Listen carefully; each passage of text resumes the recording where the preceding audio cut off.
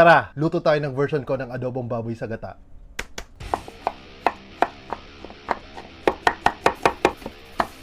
Oil, potatoes, garlic, onions, pork, pamintang buo, dahon ng laurel, soy sauce, water, pork cube.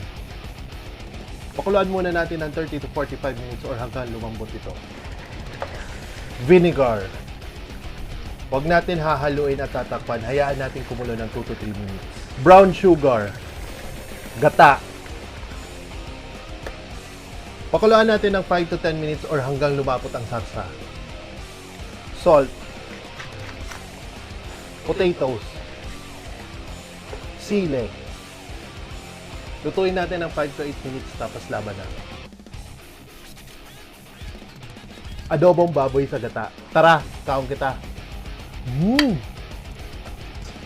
Ang lambot ng baboy. Ang sarap ng salsa. Puwerte.